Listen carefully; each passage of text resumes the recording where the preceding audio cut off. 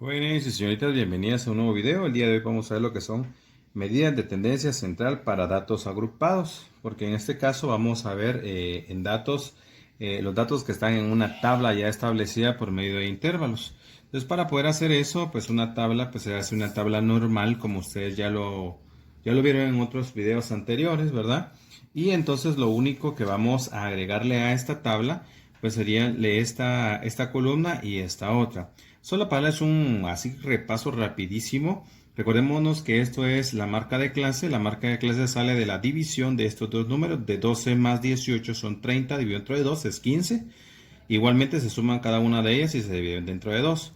La frecuencia absoluta pues es la cantidad de datos que se encuentran a la hora de hacer la encuesta. Tenemos la frecuencia relativa, que es la que se encuentra del número de cada una de las frecuencias absolutas dividido dentro de la cantidad de datos que tengo, que en este caso tengo una cantidad total de 20, o sea que sería 20 dentro de 8, 0.4, 20 dentro de 9 es 0.45, 20 dentro de 2 es 0.1.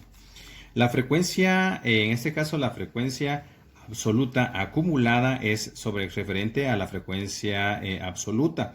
La primera se copia, que en este caso es 8, y de este 8 se suma con la segunda. 8 más 9, 17, 17 más 2, 19, 19 más 1 son 20. Esta es la frecuencia relativa acumulada. Significa que yo voy a ir sumando ahora los decimales. Primero sería en este caso 0.4. 0.4 más 0.45 sería 0.85. 0.85 más 0.1 sería 0.95 y 0.95 más 0.05 eso es igual a 1. En esta columna pues es la de porcentajes. Esto salió multiplicando la columna de la frecuencia relativas multiplicadas por 100 y ahí me aparecen estos datos, ¿verdad?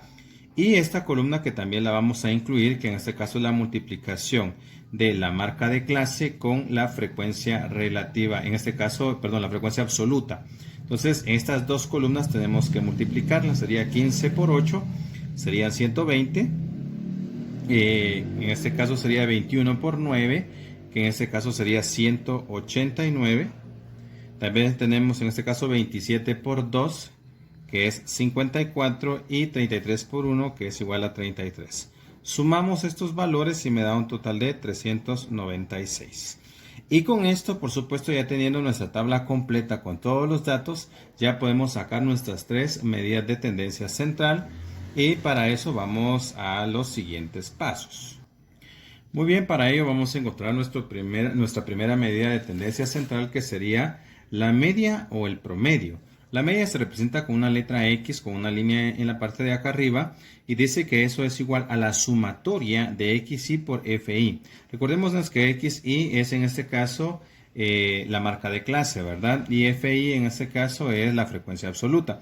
Pero si ustedes se recuerdan, eso lo hicimos en este caso acá. Entonces, como es la sumatoria, recuerden ustedes que multiplicamos y sumamos. Eso significa que es la sumatoria total de esto, que sería 396 dividido dentro del número de datos que tengo, que en este caso son 20 datos. Y 396 dividido dentro de 20, eso me va a dar un total de 19.8.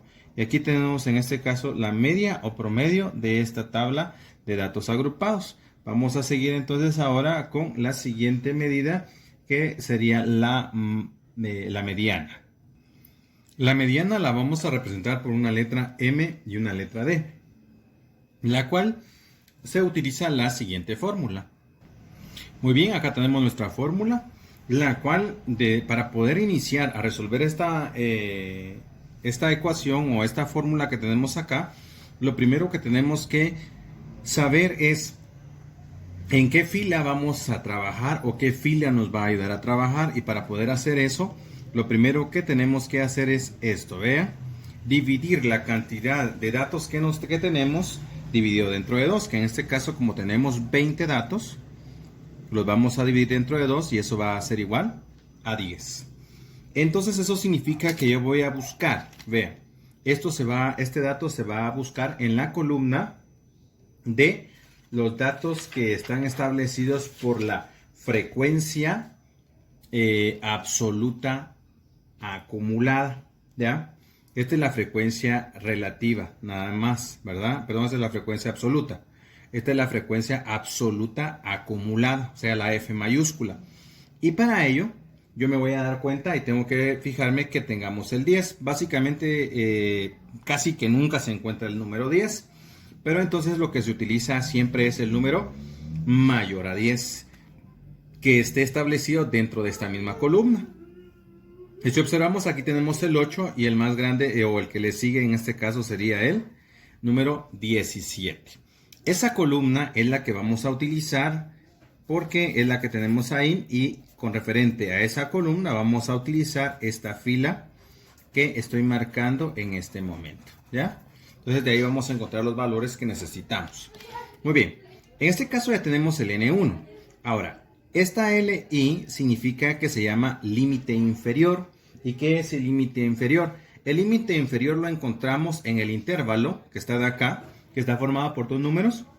El primero se llama límite inferior y el segundo se llama límite superior. Por lo tanto, el límite inferior en este caso sería 18. Ya tenemos este dato, ya tenemos este otro. Ahora vamos a encontrar el F sub I menos 1, que en este caso sería la frecuencia acumulada menos 1. ¿Qué significa eso? Yo me voy a ir a la columna de las frecuencias acumuladas, que en este caso estoy ubicado acá, pero del dato que yo estoy hablando, ese menos 1 que está de acá significa que es un dato antes de. Si hubiera sido más 1 sería un dato después de. Entonces en este caso, como ese menos 1 es 1 antes, que en este caso sería 8. Entonces yo voy a definir que el Fi sub I menos 1 es igual a 8. Pero también tenemos acá el Fi, pero esta F es minúscula. Entonces sabemos que en este caso es la frecuencia absoluta. Yo me voy a ir siempre en la misma fila que he marcado acá de amarillo. Voy a la frecuencia absoluta y como no tiene ni menos 1 ni más 1, entonces yo me voy a quedar simplemente en esa misma fila, y en este caso el número que tengo acá es el 9. Entonces voy a decir que en este caso Fi es igual a 9. Y por último tenemos la letra, perdón, aquí me faltó un dato en la fórmula que sería multiplicado por A, que en este caso A significa que es la amplitud. ¿Qué es la amplitud? Pues es la diferencia que hay entre estos dos intervalos, entre 18 y 24, que sería en este caso 6. Se llama acá pero igual en cualquiera de los intervalos que ustedes quieran trabajar siempre va a ser 6, porque esa amplitud siempre es la misma. Después de haber hecho eso, vamos a sustituir estos datos dentro de nuestra fórmula y nos va a quedar de la siguiente manera. La media va a ser igual, límite inferior 18 más n menos 2, ya lo tenemos, ya no vamos a colocar n menos 2, sino que vamos a colocar 10 de una vez. Menos Fi menos 1, que Fi menos 1 es 8. Y eso lo vamos a dividir dentro de Fi, que en este caso sería 9. Se multiplica por la amplitud, que en este caso sería 6. Seguimos acá. Y entonces decimos 18 solamente lo vamos a copiar. 10 menos 8, eso es igual a 2 novenos multiplicado por 6. Lo volvemos a resolver y en este caso sería 18 más 2 por 6 serían 12 novenos. Y 18 más 12 novenos, eso me da un total de que mi mediana va a ser igual a 19.33. Y ahí tenemos nuestro resultado de la mediana y vamos a encontrar nuestro tercer dato. Nuestra tercera medida de tendencia central en este dato sería lo que es la moda. La moda se representa por una letra MO y aquí tenemos la fórmula establecida. Para ello vamos a reconocer primero los datos que tenemos, que en este caso, para poder reconocerlo, vamos a tomar en cuenta que como es la moda, vamos a utilizar la fila, óyeme bien, la fila que tenga la frecuencia, en este caso la frecuencia absoluta más grande, que en este caso tenemos que es el 9, o sea que en este caso vamos a seguir utilizando esta misma. Puede ser que en dado caso nos vaya a dar en otro lado el número más grande, hubiera sido aquí abajo, pues yo utilizo donde tenga el número más grande, o en este caso la frecuencia absoluta más grande, ¿verdad? Que en este caso aquí me quedó donde mismo, entonces yo voy a utilizar donde mismo. Y aquí hablamos del límite inferior. Ya sabemos que el límite inferior en este caso es 18. En este caso ahora vamos a encontrar qué es un DI. Pues un DI en este caso es una diferencia que hay entre la frecuencia absoluta, de la modal. En este caso a esta fila se le llama modal. Vamos a ponerle acá para que no se les olvide a ustedes. Se le llama modal porque es la moda donde está establecida. Menos fm menos 1. Recordemos que este menos 1 es el dato que está arriba de, ¿verdad? Uno antes. Entonces, ¿cuál es el dato que está en la frecuencia absoluta de la modal? Bueno, entonces en la frecuencia absoluta de la modal está el 9. Y antes del 9, ¿quién está? Pues está el 8. Entonces, 9 menos 8 es igual a 1. Y ahí tenemos que en este caso este es el D1, ¿verdad? Y el D2 o el D sub 2 es igual al F sub M menos F sub M más 1. ¿Qué significa eso? Que yo debo de tener el F sub M es 9, pero el más 1 significa que está después del 9, que en este caso sería el número 2. Yo acá voy a colocar menos 2 y eso es igual a 7.